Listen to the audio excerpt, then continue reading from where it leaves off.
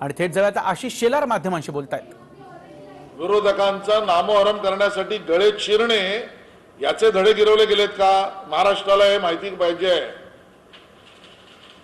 कालपर्यंत भिवंडीमध्ये बांगलादेशी लोक पकडले जात होते, मग अशा पद्धतीने बांगलादेशींच्या कारवाया कुठेतरी थांबल्या गेल्या पाहिजेत, याची विनंती तर ममता बॅनर्जी यांनी केली नाही ना युवा मंत्र्यांना। आणि मग आज उद्यापासून बांगलादेशींच्या कारवाई महाराष्ट्रात बंद, हे आश्वासन तर राज्य शिष्टाचार मंत्र्यांनी दिले नाही ना। चालले काय? आणि म्हणून या बैठका गुप्त चालू आहेत। नातं बितं हे दाखवायचं वरकरणी आहे। कसलं नातं? कोणाचं नातं? बांगलादेशी समर्थकांचं तुमचं नातं काय? सीमा बाहेर बांगलादेशमधल्या लोकांना घुसखोरीला मदत करणाऱ्यांबरोबर तुमचं नातं काय? या नात्याच्या गोष्टी महाराष्ट्राला मान्य नाहीत।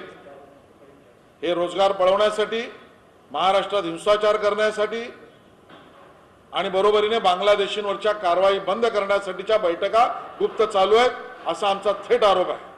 संजय राऊत कुठेतरी असं म्हणतायत की ममता बॅनर्जींनी काल झोपण्याचं दर्शन घेतलं, मात्र त्यांनी त्याच वेळी सांगितलं की उद्धव ठाकरे यांनी केंद्रीय राजकारणात यावं, नेतृत्व करावं, असं देखील त्यांनी सिद्धिविनायकला सांगितलं।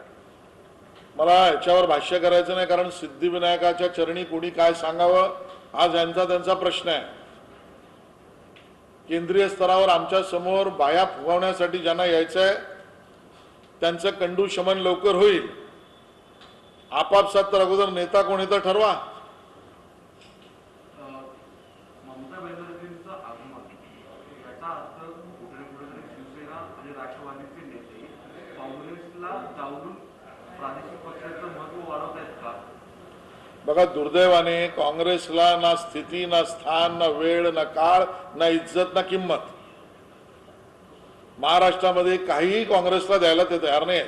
पण आम्हाला काय पडलंय? काँग्रेसने फरफटायचंय, झुकायचंय, नाकायचंय, घासायचंय, त्यांचा प्रश्न आहे। आमचा सवाल महाराष्ट्राशी आहे। महाराष्ट्रातल्या आमच्या मुलांना वडापाव विकायला तुम्ही गाड्या देणार आणि इथले रोजगार ममता बॅनर्जी बरोबर बंगालला पाठवणार? स्पष्ट करा भूमिका। काल ममता यांनी दिलेली घोषणा तुम्हाला मान्य आहे का? एक म्हणजे त्यांनी स्पष्ट म्हणलं की जय बांगला जय मराठा। आम्हाला जय हिंदू राष्ट्र मान्य आहे, हे शिवसेनेला मान्य आहे का? हे ममताला मान्य आहे का? आणि ममताला मान्य नसेल जय हिंदू राष्ट्र, तर शिवसेनेची भूमिका काय? त्या नाऱ्यावर आधी बोला। बंगालमध्ये ज्यावेळी निवडणुका होत्या त्यावेळेस वारंवार त्यांची पाठ राखत, म्हणजे बंगालची वाघीण म्हणून शिवसेनेनं वारंवार उल्लेख केला होता। एक हिंदुत्वाचा प्रश्न परत एकदा या नव्यानं निर्माण झालाय की ज्या पद्धतीनं बंगालमध्ये हल्ले झाले त्या सगळ्या गोष्टीवर मात्र कोणी बोलत नव्हतं। तीच शिवसेना आज त्यांची पाठराखण करते, त्यांचं स्वागत करते। वाघीण म्हणून पाठराखण करत असाल तर आता त्रिपुराच्या पराभवानंतर रुदालीचा पण कार्यक्रम ठेवा। शिवसैनिक, ममताचे सैनिक सगळे मिळून त्रिपुरात जो पराभव झालाय त्याचा सार्वजनिक रडण्याचा रुदालीचा कार्यक्रम ठेवा। महाराष्ट्राला याच्याशी काय लेनदेन आहे? तुम्ही ममताच्या बैठकीत महाराष्ट्राला काय मिळवलं हे सांगा। तुम्ही सत्ताधारी आहात, राजशिष्टाचार मंत्री आहात, गुप्त बैठकांना स्कोप नाही, कट कारस्थानाला स्थान नाही, महाराष्ट्राला जाणून घ्यायचंय। तुम्ही गुप्त बैठका वारंवार उल्लेख करताय, मात्र यामध्ये फक्त शिवसेना दिसतेय। महाविकास आघाडीचं सरकार आहे, आज अर्थात राष्ट्रवादीचे अध्यक्ष शरद पवार यांची भेट होणार आहे, पण एक मंत्री म्हणून किंवा सरकारचा घटक पक्ष म्हणून फक्त शिवसेनाच ममता बॅनर्जी यांचे स्वागत करते, त्यांच्या भेटीगाठी करते। म्हणून आमचा सवाल शिवसेनेलाच आहे आणि सरकार म्हणून यासाठी विचारतोय कारण सन्माननीय उद्धव ठाकरे हे राज्य शिष्टाचार मंत्री आहेत आणि स्वतः ते म्हणतायत की मुख्यमंत्री महोदयांना त्या भेटायला आल्या होत्या, मुख्यमंत्री भेटले नाहीत म्हणून मी भेटतोय। म्हणजे मुख्यमंत्र्यांच्या वतीने ते भेटतायत का? आणि जर मुख्यमंत्र्यांच्या वतीने भेटत असतील तर हे जाणून घेणं आमचा अधिकार आहे, महाराष्ट्राचा अधिकार आहे। शिवसेना इथल्या मुलांना आमच्या वडापाव विकायला लावणार, त्याचे स्टॉल देणार आणि इथले कारखाने आणि कारखानस्थान करून बाहेर पाठवणार, हे आम्हाला मान्य नाही। बंगालचा इतिहास पाहिला तर ज्यावेळेस ममता बॅनर्जी यांनी टाटाचा नॅनो प्रोजेक्ट सिंगूरमधनं पळवून लावला आणि तो गुजरातमध्ये गेला. आज बरोबर 10-15 वर्षाच्या कालांतराने ममता बॅनर्जींना उद्योगपतींना बोलवण्याची वेळ, ही नेमकं कशाचं लक्षण? नाही, मला असं वाटतं या सगळ्या घटना ज्या आहेत दुर्दैवाने बंगालची जनताही त्रस्त आहे. आता हे दोन्ही म्हणून बंगाल आणि महाराष्ट्र दोनालाही अस्थिर करण्याचा प्रयत्न आहे. तुमच्याकडे आलेल्या टाटांना तुम्ही त्या ठिकाणी पिटाळून लावलं, त्या आमच्या मुंबईच्या, महाराष्ट्राच्या, देशाच्या टाटांचा अपमान केलात. त्या टाटांच्या अपमानानंतर इथली शिवसेना त्यांना पायघड्या घालते आणि मग सांगतात आम्हाला महाराष्ट्रद्रोह कोणी केला. या गुप्त बैठकीत कटकारस्थान झालंय ते हिंसाचाराचं आहे, ते रोजगार पळवण्याचं आहे, ते कारखाने पळवण्याचं आहे आणि या ठिकाणी दहशती पसरवण्याचा आहे का, हाच आमचा आरोप आहे. ज्यावेळी ममता बॅनर्जी, शरद पवार किंवा ह्या सगळे घटक पक्ष एकत्र दिसत आहेत, वारंवार उल्लेख होतो अर्थात थर्ड फ्रंटचा आणि त्याचं नेतृत्व ममता बॅनर्जी यांनी करावं अशी देखील एक चर्चा होते. काल आदित्य ठाकरे यांनी देखील सांगितलं की म्हणजे चर्चा अशी कळते की 2024च्या लोकसभा संदर्भात देखील बैठका झाल्या. याला कसं बघताय? कारण काँग्रेसला बाजूला ठेवून एक वेगळी थर्ड आघाडी की काय नेमकं? बघा, भारतीय जनता पक्षाच्या वतीने आमची भूमिका अतिशय स्पष्ट आहे. ज्यांना आमच्या विरोधात एकत्र दोघांना मिळून, तिघांना मिळून यायचं, या उत्तर एवढंच येईल, 0 अधिक 0 इज इक्वल टू 0. त्यामुळे तुम्ही सगळे एकत्र आलात तरी शून्याच्या वर काही जात नाही. संजय राऊतांनी आज पुन्हा एकदा उल्लेख करत असताना, वाईट देताना ते असं म्हणालेले आहेत की बंगालच्या वाहिनीनं सगळ्या लांडग्यांना बंगालमधून पळवून लावलं. भाजपकडे त्यांचा रूप होता. मग त्रिपुरात जाऊन संजय राऊत प्रचार करा. त्रिपुरातला तुमच्या वाघिणीला खारुताई करून पाठवलंय त्रिपुरातल्या भारतीय जनता पक्षाने. त्या खारुताईला अंगावर घेऊन तुम्ही खेळा. आणि त्यामुळे राऊत साहेबांच्या बोलण्याला तर काही तथ्यही नाही, अर्थही नाही आणि सत्यही नाही. हिंदी में जानना चाहेंगे आशीष जी कि जिस तरीके से शिवसेना की एक मीटिंग हुई ममता दीदी के साथ, उसको कैसे देखते हैं? हमारा सवाल बहुत स्पष्ट है और बहुत सीधा है. महाराष्ट्र में किसी भी राज्य के मुख्यमंत्री का स्वागत करने का हमारा विरोध नहीं. ये महाराष्ट्र की प्रथा परंपरा के अनुसार है, ये बात ठीक है. लेकिन महाराष्ट्र के युवा प्रोटोकॉल मिनिस्टर और मुख्यमंत्री बंगाल, इनमें चर्चा और बैठक शासकीय जगह पर नहीं हुई. वो गुप्त तरीके से क्यों हुई? उसमें कौन सी कॉन्स्पिरसी तय की गई?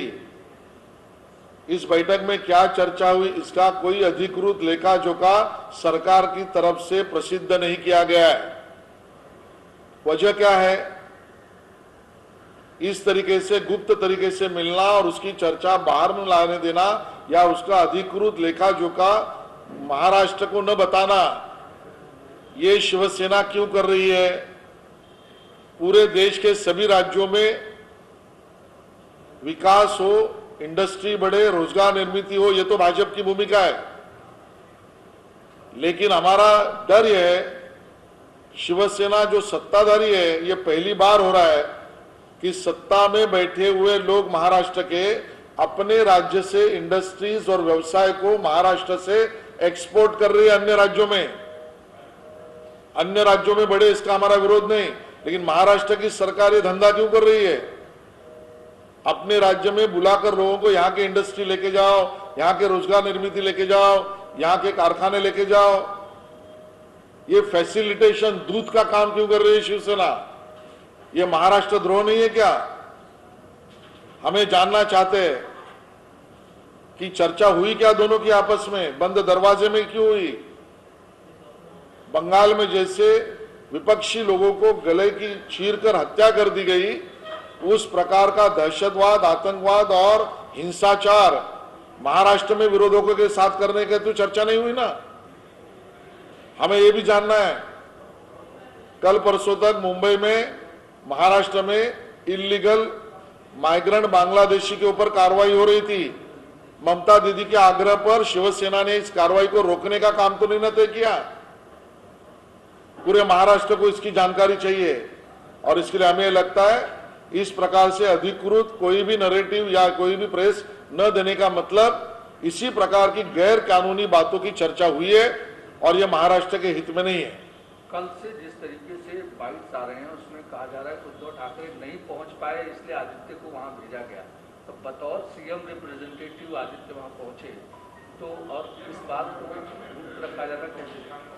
देखिए, मूलभूत तरीके से ये सरकार के बीच की चर्चा है, ऐसे मानने का आशंका ज्यादा है, क्योंकि स्वयं शिवसेना के लोग कह रहे हैं और आदित्य ठाकरे जी कह रहे हैं कि मुख्यमंत्री जी की तरफ से मैं मिल रहा हूं। ये पारिवारिक संबंध का जो भी नाटक बताया जा रहा है, कौन सा पारिवारिक संबंध है? परिवार खेल लगा हुआ है क्या महाराष्ट्र में? कोई भी आता है तो शिवसेना के लोग कहते हैं हमारा नाता है, पारिवारिक संबंध है। आपका परिवार इतना बड़ा है क्या? महाराष्ट्र परिवार की बात करिए। और पारिवारिक संबंध है तो इसका जवाब दीजिए कि वहां पर बंगाल में इलीगल बांग्लादेशी को अंदर घुसाने का काम ममता की पार्टी कर रही है, उससे आपका पारिवारिक संबंध क्यों है? इसका भी जवाब देना पड़ेगा। बांग्लादेशी लोगों को बंगाल में वहां पर उनके ऊपर कार्रवाई न करने की भूमिका टीएमसी और ममता जी ने ली है। ऐसे बांग्लादेशी समर्थकों के साथ आपका पारिवारिक रिश्ता क्यों है? महाराष्ट्र ये जानना चाहती है। ममता बनर्जी शिवसेना और एनसीपी के कद्दावर नेताओं से मुलाकात कर रही है, क्या इस पर असर महाविकास आघाड़ी सरकार पे हो जाएगा, क्योंकि कांग्रेस इसको लेकर काफी नाराज लग रही है? देखिए, हमें उनकी आघाड़ी में कौन नाराज नहीं, उससे कोई लेना देना नहीं है। हमें महाराष्ट्र की जनता को क्या मिला इसमें से? उनके साथ धोखाधड़ी महाराष्ट्र के साथ क्यों हो रही है? महाराष्ट्र के यहाँ पर जो रोजगार निर्मित कारखानों को वहां भेजने के लिए शिवसेना मदद क्यों कर रही है? इसका जवाब चाहिए। और जहां तक कांग्रेस की बात है, महाराष्ट्र विकास आघाड़ी में कांग्रेस की कीमत 0 है, 0 है। ना उनको उससे कोई बात करता, ना उनको कोई पूछता। उनको नाक रगड़ना है, एटे जोड़ने है, जो कांग्रेस को करना है करे, महाराष्ट्र के अहित की बात न करे। थर्ड फ्रंट की बात जो ममता की तरफ से या बीच में शरद पवार के साथ जाने की बात है या शरद पवार से भी मुलाकात है, थर्ड फ्रंट कितना महत्वपूर्ण मानते हैं और क्या ये सक्सेस होगा? भाई, इसके पहले भी माननीय मोदी जी और बीजेपी के सामने अकेले न खड़े रहने की ताकत रखने वाले लोग इकट्ठा आए थे। पूर्व इतिहास भी दिखा